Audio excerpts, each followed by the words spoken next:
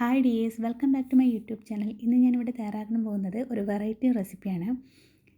Egg idli എന്ന് പറയും. അതിന് വേണ്ടിയിട്ട് ഒരു ഇഡലി കുട്ടത്തിലേക്ക് കുറച്ച് വെള്ളം ഒന്ന് ചൂടാക്കാൻ വെക്കണം. അതിനുശേഷം ഒരു തട്ട് വെച്ച് കൊടുക്കാം. പിന്നീട് കുറച്ച് എണ്ണ ജസ്റ്റ് ഒന്ന് ഇതുപോലെ ബ്രഷ് ചെയ്ത് കൊടുത്താൽ മതി. എണ്ണ ഓപ്ഷണലാണ്, ഒഴിക്കണമെന്ന് നിർബന്ധമൊന്നുമില്ല. ജസ്റ്റ് ഒന്ന് സോഫ്റ്റായിട്ടും സ്മൂത്തായിട്ടും ഇളകി കിട്ടാനായിട്ട് നമ്മൾ ജസ്റ്റ് ഒഴിച്ചു കൊടുക്കുന്നതേ ഉള്ളൂ. ഇനി അതിലേക്ക് ഞാനിപ്പോൾ 3 മുട്ട എടുത്തിട്ടുണ്ട്. 3 മുട്ട ഇതിലേക്കൊന്ന് ഒഴിച്ചു കൊടുക്കാം.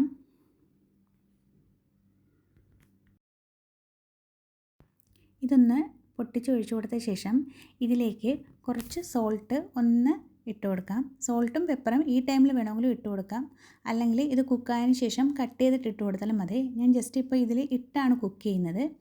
കുറച്ച് സോൾട്ടും പെപ്പറും ഇതുപോലെ ഇട്ടതിന് ശേഷം ഇത് അടച്ചൊന്ന് കുക്ക് ചെയ്തെടുക്കാം. ഇത് മിനിറ്റുകൾക്കുള്ളിൽ തന്നെ കുക്കായി കിട്ടും. ഇവിടെ ഒരു 7 മിനിറ്റ് കഴിഞ്ഞിട്ടുണ്ട്.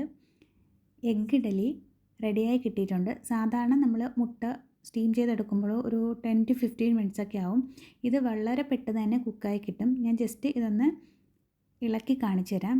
ഇതുപോലെ നമുക്ക് ഇളക്കിയെടുക്കാം. ഇത് മുട്ട പുഴുങ്ങുന്ന പോലെ തന്നെയാണ്. ഇതിൻ്റെ ഷേപ്പ് മാത്രമേ മാറുന്നുള്ളൂ. ടേസ്റ്റ് എല്ലാം മുട്ട പുഴുങ്ങുന്ന പോലെ തന്നെയാണ്. ഇത് കട്ട് ചെയ്ത് കാണുമ്പോൾ നിങ്ങൾക്ക് അറിയാൻ പറ്റും. ഇത് വൈറ്റ് പാർട്ടും ഇതിൻ്റെ യെല്ലോ പാർട്ടും നല്ലതുപോലെ കുക്കായി കിട്ടിയിട്ടുണ്ട്. പിന്നെ ഈ ഒരു ഷേപ്പിൽ കൊടുക്കുമ്പോൾ മുട്ട ഇഷ്ടമില്ലാത്ത കുട്ടികൾക്കും വളരെ ഇഷ്ടമാവും ഇത് കഴിക്കാനായിട്ട്. നോക്കുമ്പോൾ അറിയാൻ പറ്റും ഇതിൻ്റെ ഉള്ളെല്ലാം നല്ലതുപോലെ കുക്കായിട്ടുണ്ട്.